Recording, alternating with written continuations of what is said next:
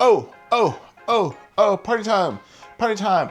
I don't know if I'm super excited because I got something today or because it's the cold brew that I just chugged 15 minutes ago and it's running through my veins and I'm just super excited. But anyways, did get something super excited. And obviously, I feel like you already know. But I did turn in my 7R5 to purchase this one camera because when the 7R5 came out, I bought it first, and then the Alpha 1 Mark II came out, and then Alpha 9 III Mark came out, and then obviously they had things in there that I was like, oh, I wish the 7R5 had that, because the 7R5, I believe, and I could be wrong, someone comment down below if I was wrong, but I believe the 7R5 was kind of the pioneer for the AI processing chips that now we see in Alpha 1 and Alpha 9. So anyways, they had things that I was like, wow, that would be so great to have in an R series camera.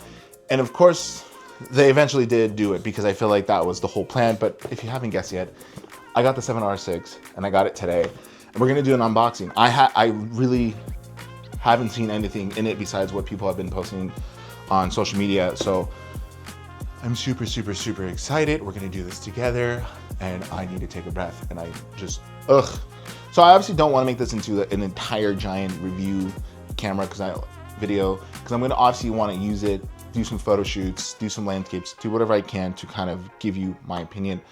But I know some of you are like, well, why did you buy it if you were gonna, long story short, I know it's gonna be good. But anyways, when we compare the 7R6 to the 7R5, 7R6 is a 66 megapixel camera, 7R5 was 61 megapixels.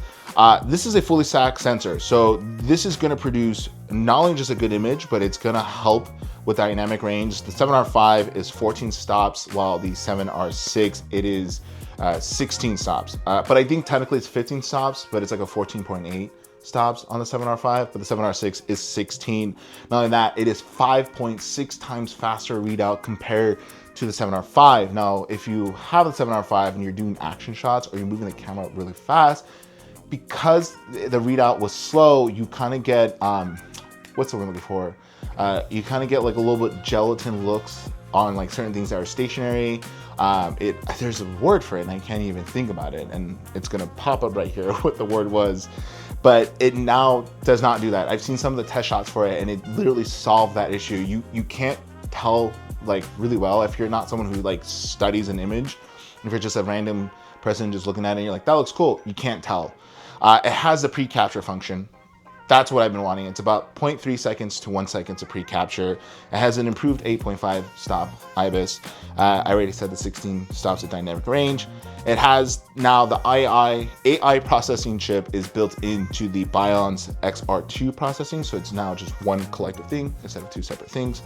And then obviously it shoots 10-bit 8K, 30 frames per second, but also 422, 10-bit, and 4K and all that stuff. Oh, you can also import LEDs. Bing, bada, boom. And here's the other thing. It has a dual gain function. So what that pretty much means is that it helps minimize noise as you push up in your ISO. If you're constantly a user, I couldn't think of the way to say that, but if you're someone who shoots the 7R5, you know the biggest issue with a higher megapixel is higher noise. This now has the dual gain functions to pretty much reduce that. Also, the other thing is that some of the buttons are backlit. So if you're like old like me and you can't see in the dark very well, brother, that's the best thing in the world. But let's unbox this. Okay, so like I said, we're doing this together. I haven't seen anything in this. Also, first of all, different kind of packaging, if you kind of notice it. If you haven't bought a Sony camera recently, I know they've been doing this more recycled material because the older packaging isn't technically recycled, so that's that. So we're gonna open this up. Oh, cool, 2 times double your warranty period. Instruction manual. I kind of hate instruction manuals. I feel like, here's my thing. Instruction manuals should be just a QR code. Some things like my Wi-Fi router, just scan the QR code for the instruction manual. And then you can also look it up. Anyways, here's the thing though. Camera straps like this, I hate them so much. They're not even comfortable. They rub your neck well. That's why I always buy good quality camera straps. All right, this feels lighter but heavier at the same time. I don't know. Let me just try to pull it out. Also, I found out about these paper things. There's also like the plastic one. They actually prevent the camera or any electronics from like shorting out when they're in delivery. So like when you get the camera, it doesn't like damage. But anyways, here it is. This thing is beautiful.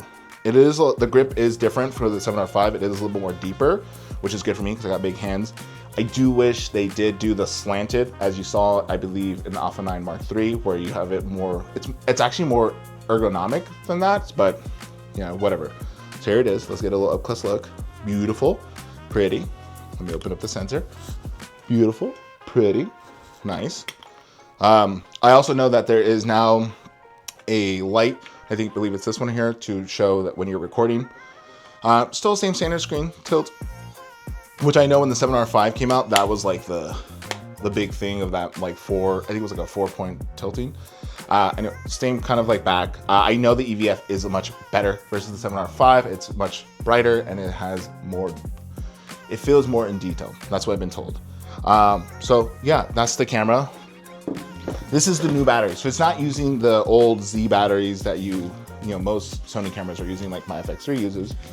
It uses this new one. I believe it is called the NPSA 100. This is the little guy. Let's see if we get a little closer. It's built different. I don't have, hold on. I was about to say I don't have the old battery, but I do because my FX3 takes it. So this is the old battery, if you can kind of see it. And then this is the new battery. So like kind of compare the two. They're different. This looks, I don't know why, but I feel like this looks more aesthetically pleasing. So those are the two. What's this right here? I don't know what this is. What is this? Oh, I think this is for like the HDMI attachment. I could be wrong. And then, I heard this is actually pretty cool because a lot of camera manufacturers don't do this. They usually either A, don't give you a charger, or B, they give you a single battery charger. So like you're kind of screwed. Not screwed. You just have to go buy a dual one. But this one now comes with a dual charging, which is really cool, but they only give you one battery, which I guess is not the problem, but it's really cool. This is a really cool one, I think, because not only that, you can push this and it tells you the battery, como se dice, battery health. That's what it is. So that's kind of cool, and it just slides right in there. And again, not a lot of camera manufacturers do that in general. My Leica MEV1 didn't come with the chargers, and I had to buy one, and that's a very expensive camera. But you get my point. Sony was like, hey, we're gonna do something completely different, and then they did. So anyways, and I think, yeah, that's about it. Yeah, this is the Sony Alpha 7R6, and it's really cool. I also forgot to mention this battery lasts longer than the old batteries. I just forgot that, but they apparently do. I don't know the exact time. I'll put it like right here in front of me of the time difference. But yeah, this is a sick camera. I'm excited to use it. It's dual card slots, so you have both a CF Express A and then standard SD cards, so you have two of those, which is kind of sick.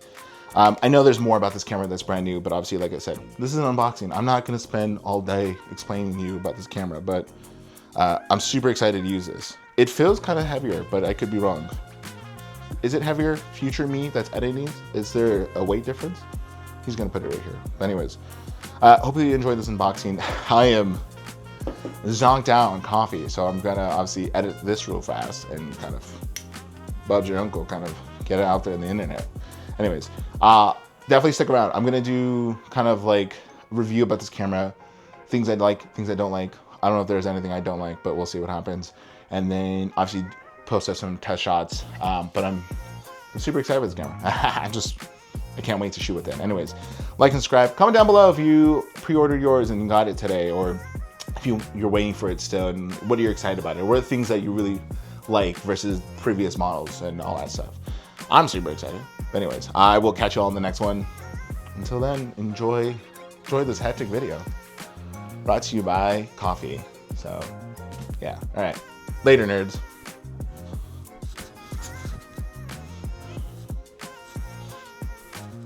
I don't know why I did a walkout. It's just kind of, I thought it was cool. But anyways, bye.